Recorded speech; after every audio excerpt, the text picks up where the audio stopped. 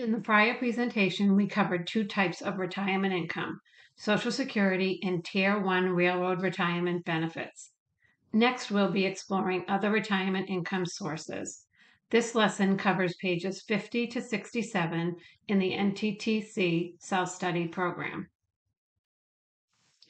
We are going to review the different types of retirement income you will typically see. We'll talk about common 1099-R distribution codes and the tax implications of various codes. We'll review IRA distributions and discuss transfers and rollovers from IRAs and other retirement plans. Lastly, we'll talk about pensions and annuities. There is a lot to cover in this section, so we'll review it one topic at a time. We'll be reviewing samples of various 1099s and showing you how you will enter retirement income data into TaxSlayer. Let's start with the types of retirement income you will typically come across.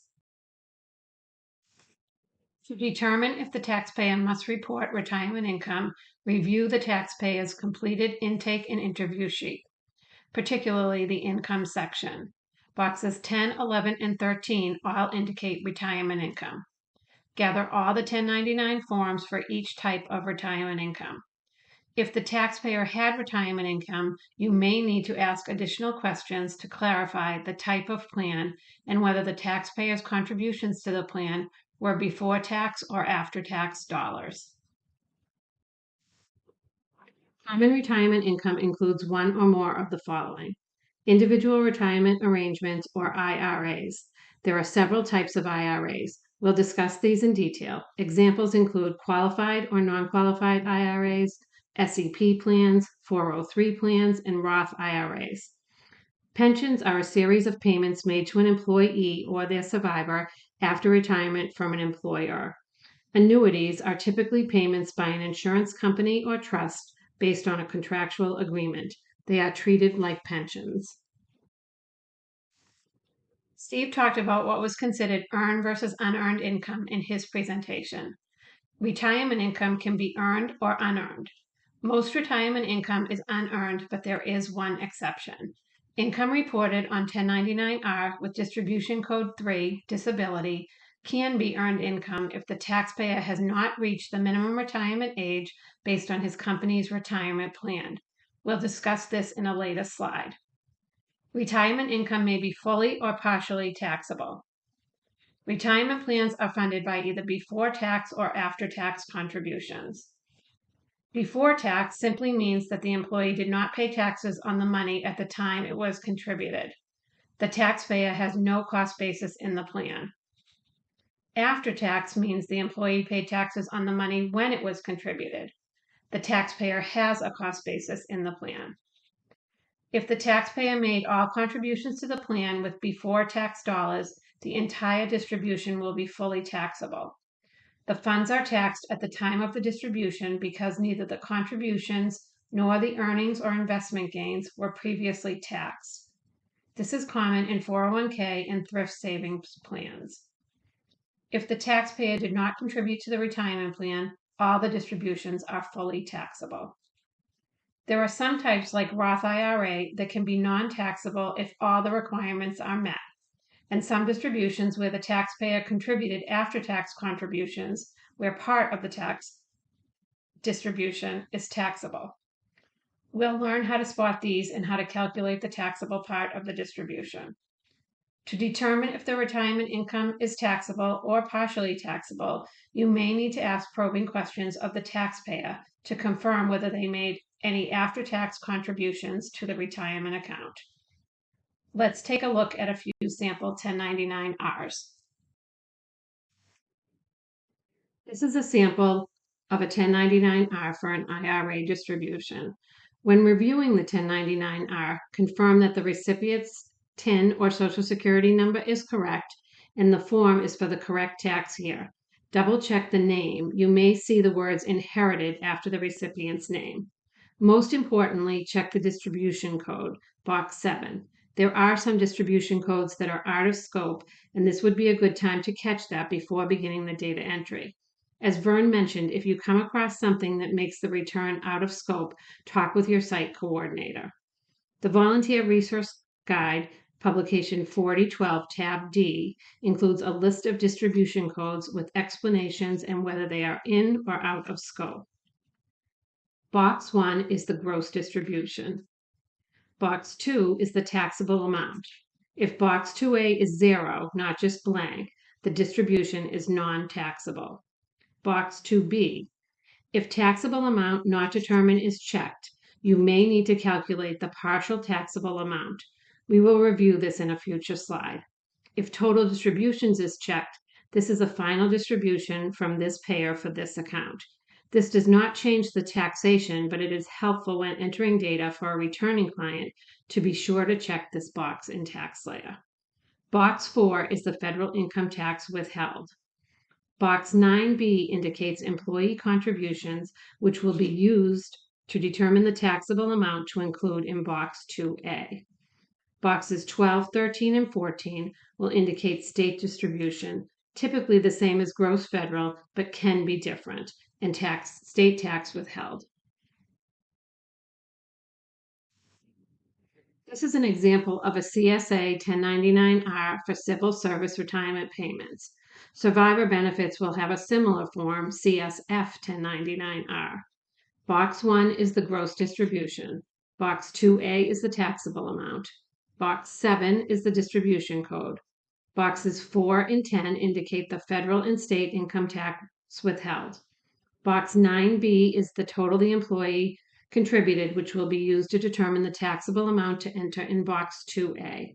Box 5, any amount entered here is generally health insurance premium, but may represent or include the difference between the total distribution and the taxable distribution, which is the basis recovery. Be sure to ask the taxpayer. This 1099-R should be familiar to you from the Social Security presentation.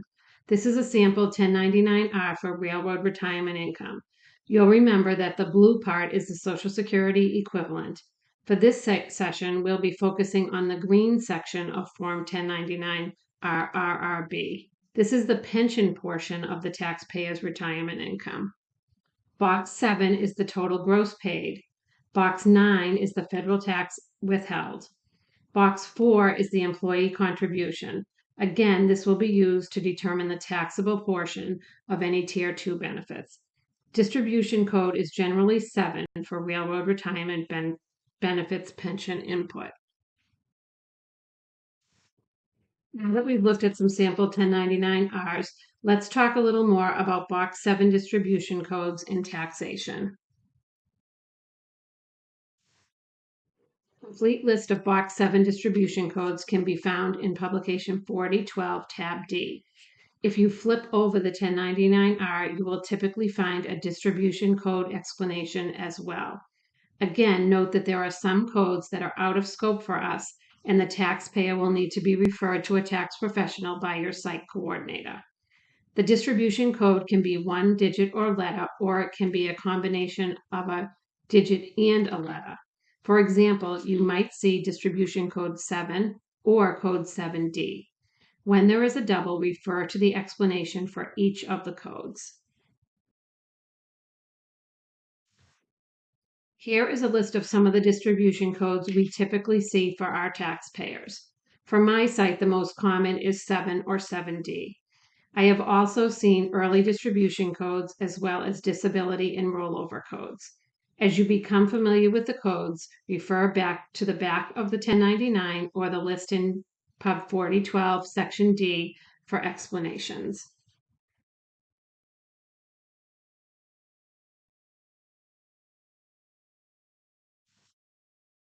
Some distribution codes, for example, codes 5 and 6, automatically make the return out of scope. Some codes may or may not be out of scope and will need further data.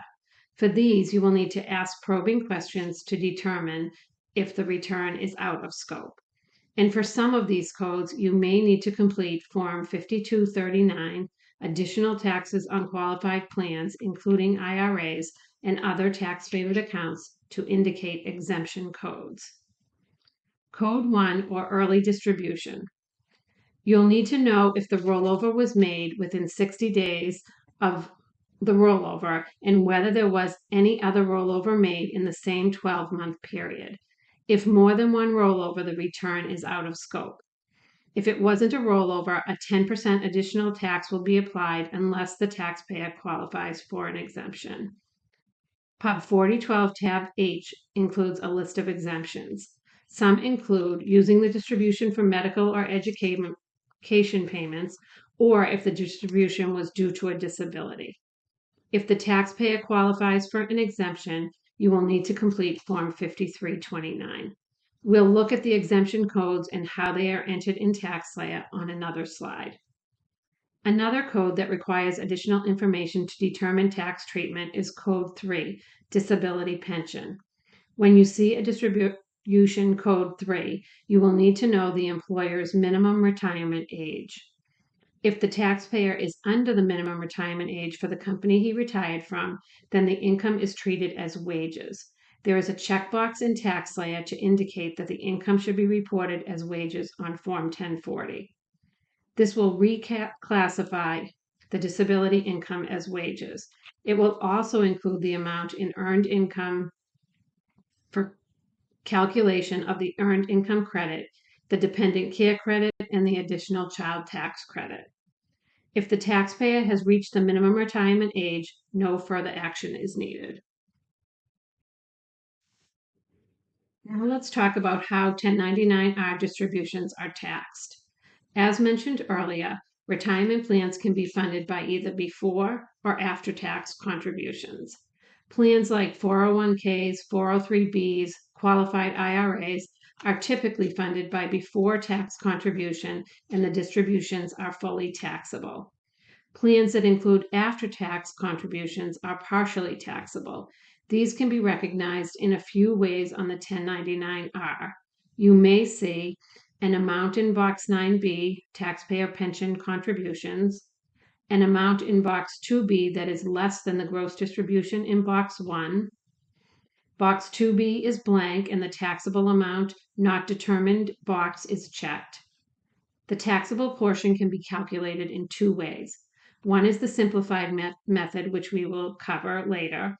The second is using the general rule. If the taxpayer says they have been using the general rule, the return is out of scope.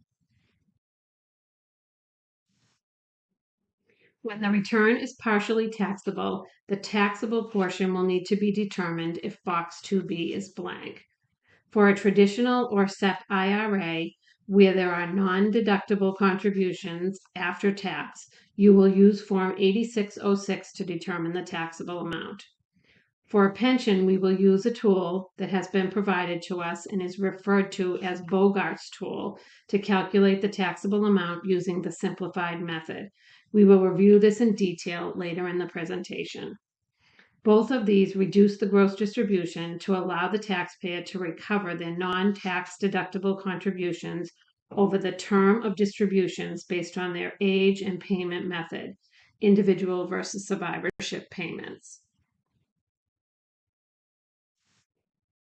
This chart is a good reference for determining the taxability of distributions. Taxpayers may not always understand why they must pay taxes on their retirement income. When this is the case, take the time to clearly explain what retirement funds are taxed and why. It is usually a good idea to question taxpayers about the nature of their contributions to ensure that they will not be taxed twice on the same funds.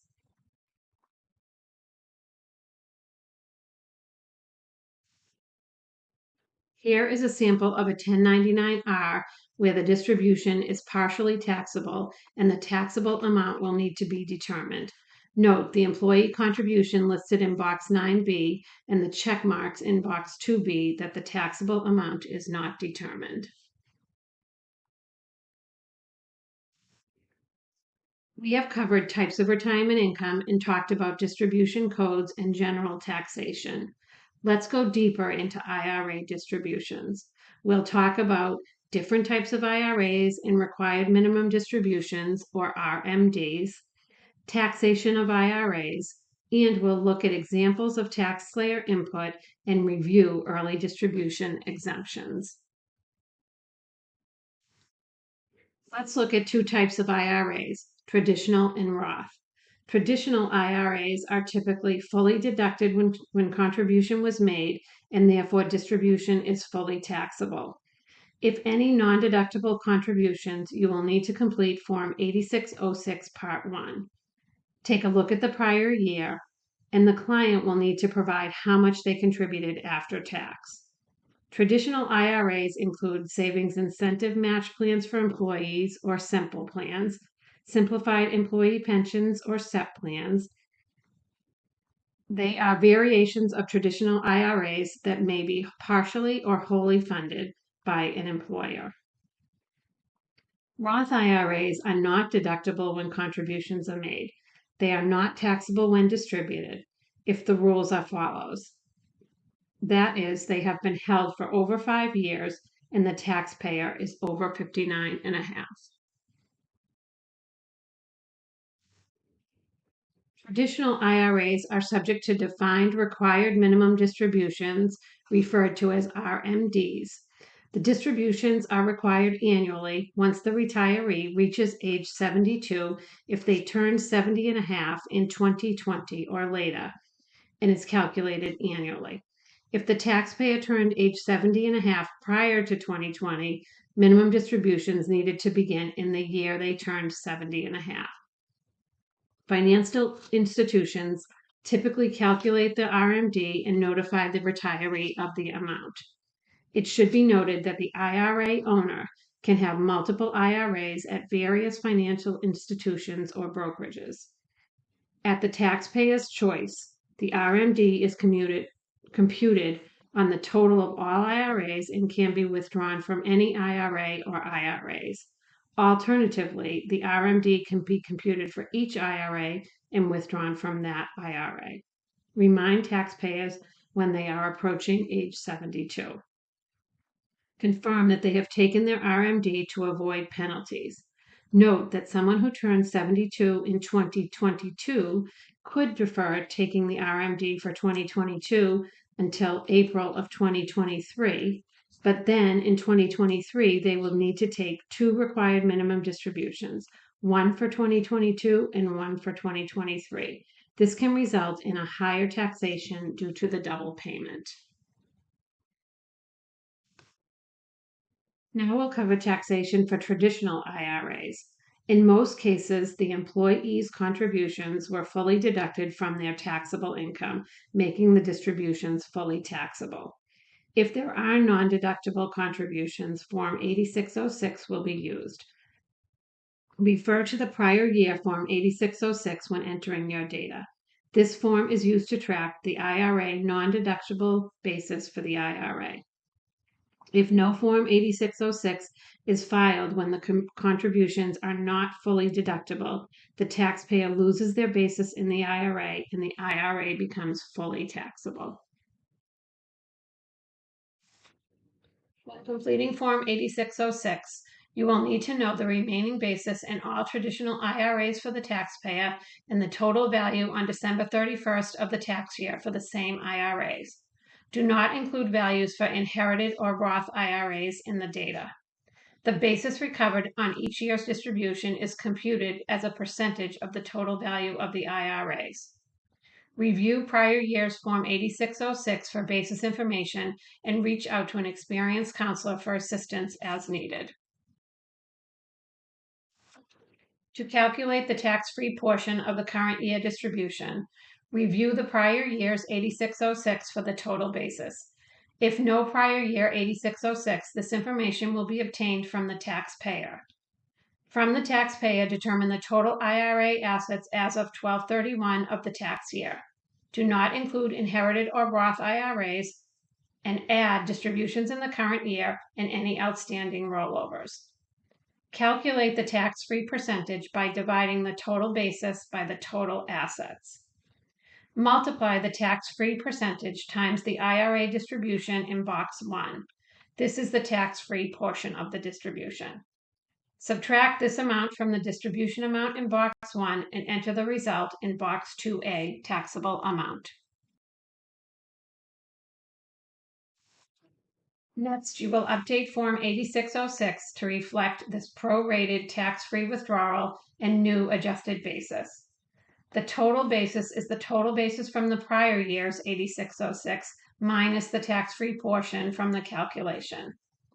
You will also enter the total value of the IRAs and the distribution received for the tax year used in the calculation. Again, please reach out to an experienced counselor at your site if you come across a traditional IRA with after-tax contribution cost basis. Roth IRA contributions are never deductible. They are after-tax contributions. Distributions from a Roth IRA are not taxable when it has been at least 5 years since the initial Roth contribution was made, the taxpayer is over 59 and a half. If these rules are not met, the return is out of scope. Distribution code in box 7 of the 1099-R is Q for Roth IRAs. Let's come back to our sample 1099-R for an IRA. This is a fully taxable distribution. The amounts in box 1 and 2A are the same.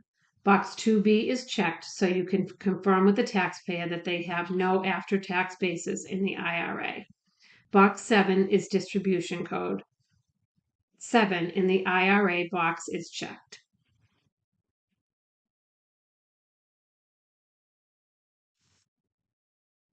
In TaxSlayer, in the federal section under Income, click Begin next to Form 1099-R RRB SSA. On the next screen, click Begin or Edit next to Add or Edit a 1099-R. Note, again, you can enter 1099 in the Form Finder and select the form as an alternative.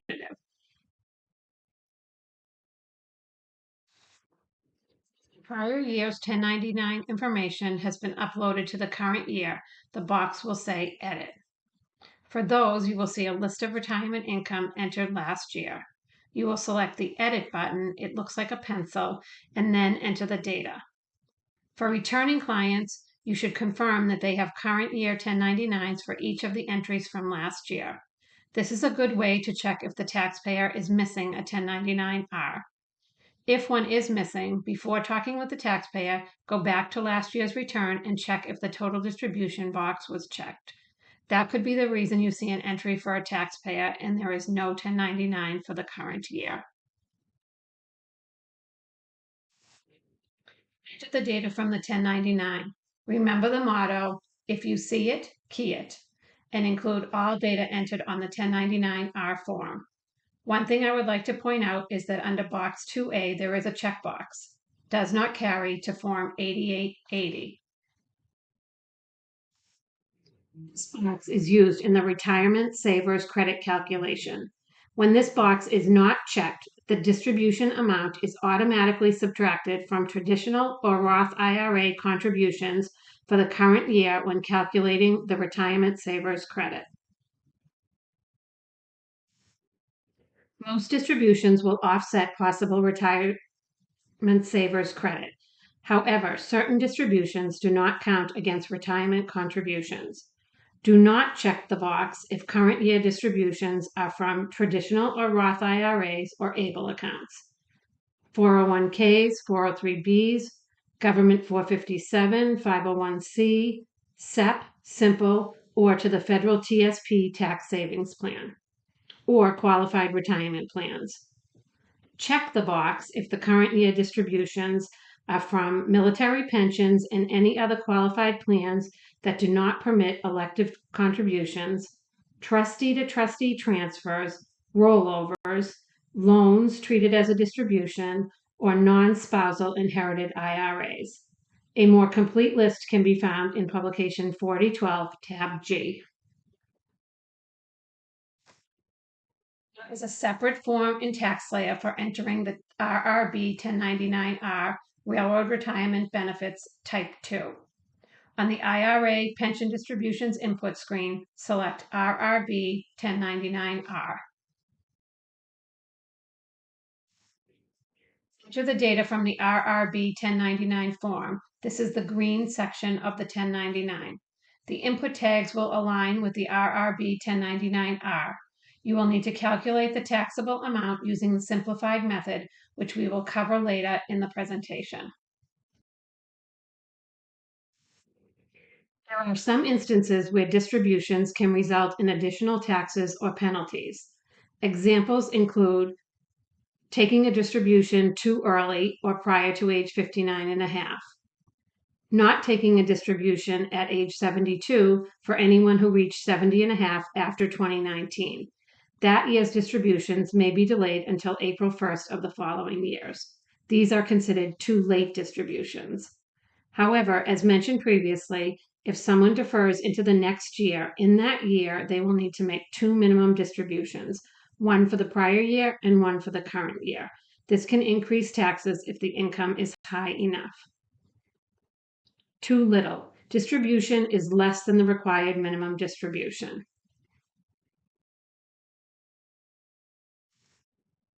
Early distributions from IRAs or retirement plans can be exempt from penalties and additional taxes. Only the exemptions for early distributions not subject to the additional tax, Part 1 of Form 5329, are included in scope for the VITA TCE training. Refer taxpayers who must complete other information on Form 5329 to a professional taxpayer. Here is a list of common exemptions. Qualified retirement plan distributions does not apply to IRAs. If you separated from service in or after the year you reach age 55, 50 for qualified public safety employees.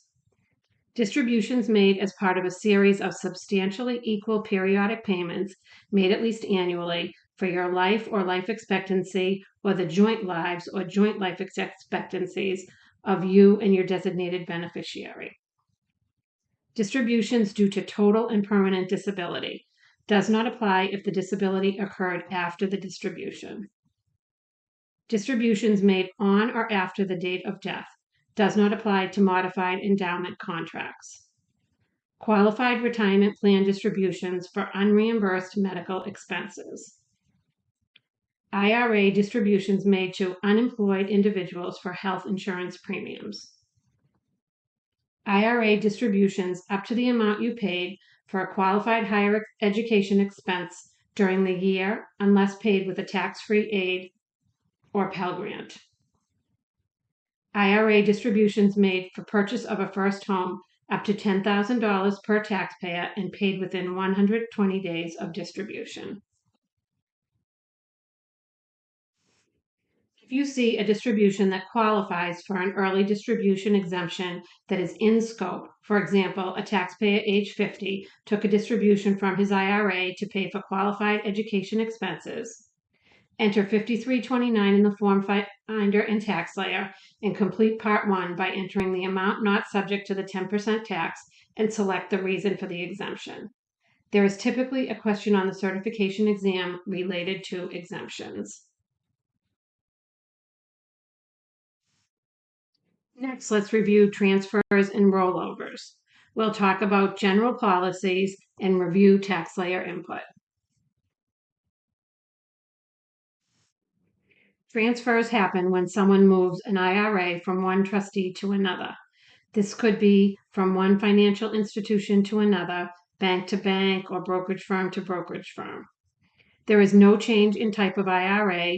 A traditional is transferred to a traditional account, a Roth to a Roth account. There is a transfer and there is no limit on the number of transfers. There may not be a 1099-R issued. If a 1099-R is issued, Box 7 distribution code should be G. These transfers are wholly untaxable and 0 should be entered in Box 2A. Rollovers occur when retirement savings are moved from one qualified account to another. This could be someone transferring their 401k to an IRA upon separation from employment. This can occur in two ways. Through a direct rollover, where the funds are sent directly from one qualified account to another. The taxpayer directs the transfer but does not receive any funds. They are sent directly to the new account. Box 7 could include code G and is not taxable. A self-rollover is when the taxpayer receives the funds and redeposits the funds into a qualified plan within 60 days. They are reported with a 1099-R, and Box 7 distribution code will be a taxable code. Taxpayers are limited to one self-rollover in a 12-month period. This 12-month period can span across multiple tax years. Note, when an employee rolls over their 401k from an employer plan to a traditional IRA, they can only roll amounts attributable to pre-tax contributions. If the taxpayer misses the 60-day window, they can avoid tax and penalties by completing a waiver request. If you run into a taxpayer in this situation, request assistance from a more experienced counselor. If a rollover, confirm that Box 2A has the taxable portion, can be 0. Check the rollover box in TaxSlayer. We'll look at the TaxSlayer input in a moment. Any part of a distribution that is not rolled over is taxable. In TaxSlayer, on the 1099 input, there is a box under rollover and disability. Check the box and enter the rollover amount. The amount entered here plus the amount entered in Box 2A must equal the amount in Box 1. TaxSlayer will display a message if you need to make any corrections. This is also used to have the system report the income as wages for a disability where the distribution code is 3. The last topic we will cover in this session is pensions and annuities. We'll discuss employer retirement plans, annuities, using the simplified method to determine taxable amount for partially taxable distributions, and review some special cases, disability, civil service, and safety offices. Pension distribution refers to employer plan and annuity distributions. Employer retirement plans, also called defined benefit plans, are a trust that has been set up by the employer in accordance with the plan documents. Typically, this trust makes payments to the retiree or the beneficiary in the case of joint and survivor election. The contributions to an employer retirement plan can be fully funded by the employer, made by the employee on a before or after tax contribution, or a combination of both. Distributions, which are governed by the plan documents, can be at retirement, distribution code 7, disability prior to retirement age, distribution code 3. Remember, those have special tax consideration and can be treated as income. Death, distribution code 4, or upon separation of service other than retirement. These may be distribution code 2. Distributions from pension plans are handled by the plan trustee. Annuities are payments from a tax-advantaged contract. These can be from an insurance or trust company. They can be purchased by an employee or retirement plan trustee for a retirement, or can be from an IRA. Annuity distributions are typically fully taxable. Annuities build value tax deferred, and the taxes are due when the distributions are made. However, if there is a basis, that portion would not be taxable. A non-qualified annuity is a long-term retirement savings product entirely funded with after-tax dollars. The money grows tax-deferred, so you won't have to pay any taxes until you take distributions. At that point, you're only taxed on your earnings since you already paid taxes on your contributions. The insurer-payer must calculate the taxable amount. These are in scope if Box 2A contains an amount. There are some instances where non-qualified distributions make the return out of scope. If Box 7 code includes a D and the taxable income is subject to net investment income tax, or if Box 2A is blank and the taxable amount cannot be determined. In this case, the taxpayer should contact the payer to obtain or confirm the taxable amount. During intake and review of the 1099-R, if the IRA SEP simple box is not checked, review Box 2A and Box 9B. If an amount is included in Box 2A, input the amount as reported. If Box 2A is blank, check Box 9B for employee contribution. If there is an amount in Box 9B, we will need to determine the taxable amount using the simplified method. We have a very useful tool called Bogart's tool to complete the calculation. We'll cover that next.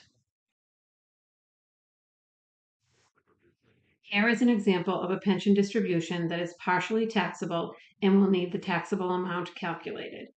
Note that Box 2A taxable amount is blank.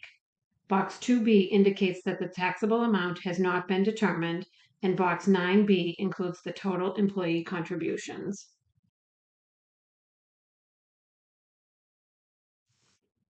To determine the taxable amount, we will need additional information from the taxpayer. To calculate using Bogart's tool, we'll need the gross distribution amount from Box 1, the total contributions or the cost in the plan in Box 9, the annuity start date. You can refer to last year's return or use a good interview, and whether the distribution elected was based on a single life or multiple life, joint and survivor annuity. Again, the taxpayer would provide this information. You will also need the date of birth for the taxpayer and the spouse if joint survivor annuity was elected. Note, if the taxpayer did not start receiving the annuity before death, then only the spouse age is used. If the client is a returning client, the information required may be included in TaxSlayer, or the Bogart result may be printed and included in the prior year's folder. A couple of things to note. If the starting date of the payments was prior to July 2nd, 1986, the taxpayer used either the general rule, which is out of scope, or the 3-year rule. If the latter, the entire amount of the taxpayer's contribution would have been recovered by now, and the entire amount of the payment received this year should be entered in Box 2 on the Form 1099-R as taxable. If the starting date of the payments was after July 2nd, 1986, but before January 1st, 1987, the annual exclusion continues even after all contributions have been exhausted for the taxpayer, and if a joint annuity, the spouse, for the rest of their lives. Bogart Pension Calculator can be found on the masstaxaide.org main page under Bogart's Tools, Annuity/Simplified Method Calculator. Once the calculator is completed, you will enter the taxable amount in Box 2A. Print out a copy of the Bogart result and include in the taxpayer's folder. Enter the data into TaxSlayer for carry forward to future years. This is where you find Bogart's Simplified Method tool on the masstaxaide.org site.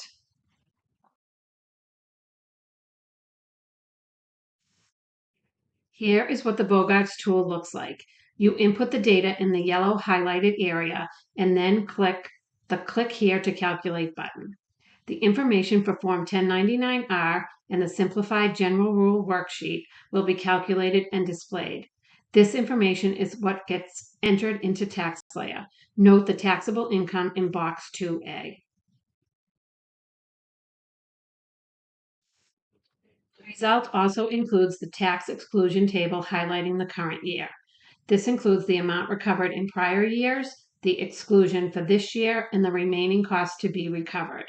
Please note that the recovery in our example ends in year 2031. After that, the entire distribution would be taxable.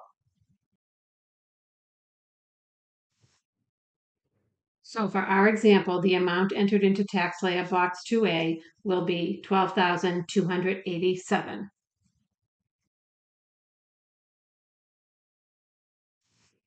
Next, you will enter the results from the Bogart's calculation listed under Simplified General Rule Worksheet. On the 1099-R input screen, under Box 2A, select Click Here for option. Enter the data into the Simplified Method worksheet.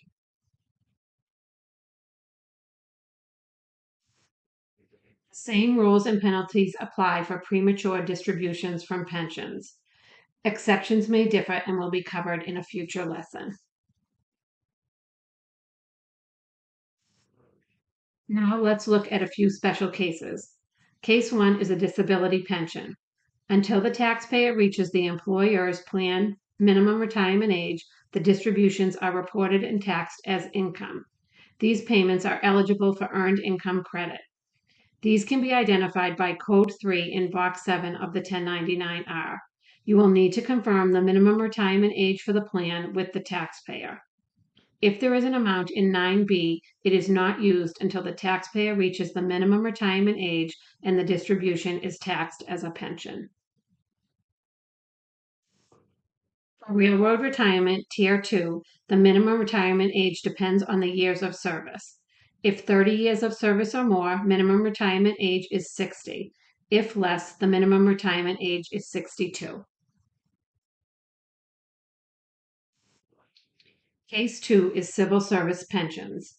Box 5 can contain the health or long-term care insurance premiums. These amounts must be manually entered on Schedule A or added to Schedule C, self-employment health adjustment to gross income, if they qualify.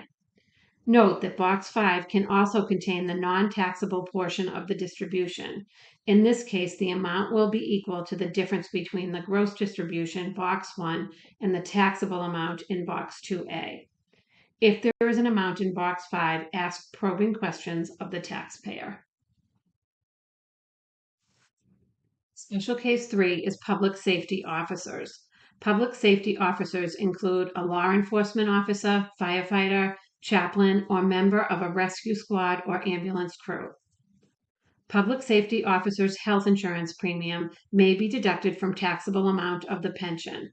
The taxpayer will typically have a letter reminding them of the deduction and including the amount of the premiums. Up to $3,000 of insurance premium can be excluded if the taxpayer retired as a public safety officer. The taxpayer must have retired from a public safety officer position and have non-intervening jobs after leaving public service. In my experience, the retired public service officers are very aware of this benefit and have the letter with them. When you include the insurance premium in Tax-Aide, Box 2A will be reduced by that amount up to the maximum $3,000. Health and long-term insurance premiums over $3,000 should be included in the medical section of Schedule A or on the self-employed health insurance adjustment to gross income if the insurance qualified on Schedule C. Survivor benefits attributed to a public safety officer who was killed in the line of duty before January 1st, 1997 are excludable for federal. The healthcare premium deduction does not apply to the survivor of the retired public service officer. They may still receive a letter, but you should not enter the premiums into Tax-Aide. Enter the gross and taxable income into Tax-Aide. If the simplified method is needed to determine the taxable income, complete Bogart's tool and enter the reduced taxable amount. Select the Click Here for options under the question, do you need to calculate taxable amount?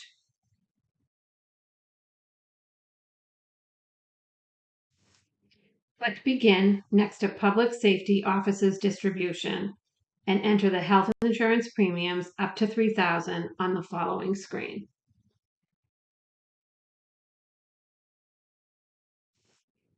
Taxable amount in Box 2A will be reduced by the amount you entered for the health insurance premium. This input field is no longer editable.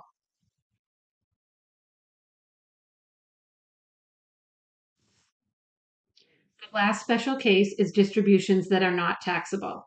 For these, Box 1 will have a gross distribution and Box 2 will have a 0. It will not be blank.